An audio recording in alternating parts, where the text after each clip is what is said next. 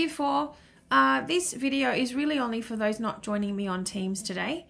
If you're on site, I know it can be tricky if you don't have the same times that I'm following at home. X-ray art is what we're looking at today.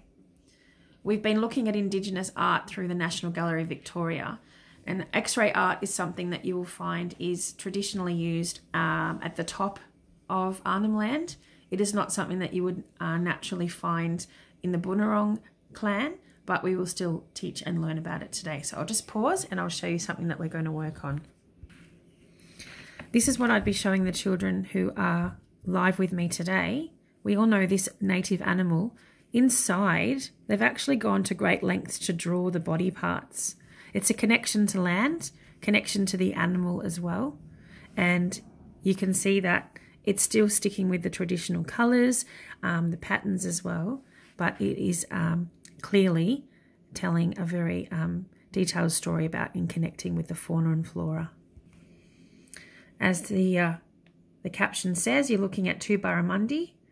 There has been a lot of work in the Darwin galleries through my readings that are currently on sale. So this style of art we call X-ray, but remembering that it is not just artwork, it is a cultural storytelling. Your task today was to think about some animals that could be drawn through X-ray art, and certainly research. I know how good you are at researching. I've gone with a human shape.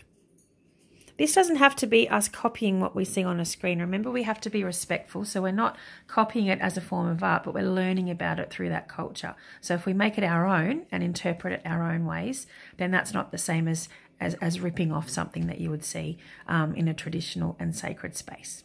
So if you are with me live on Teams today, we will talk about that, but I've just gone with some chalk that I had laying around the house and black, but you can use anything that you have at home. I've got work for other classes that I've been working on, so I just figured that chalk would be nice and bright.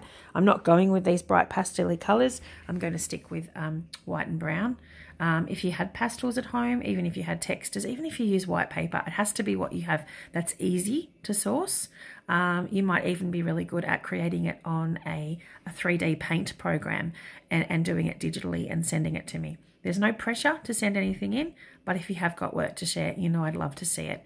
So enjoy, and I know you have a great source of information in Mrs. Smart as well, and I've been really fortunate to share some of her rock photos of rock art she took to the other classes. So I know you'll have a lot more to share, and I really thought that this way you can put your learning through Indigenous to the test through your X-ray art.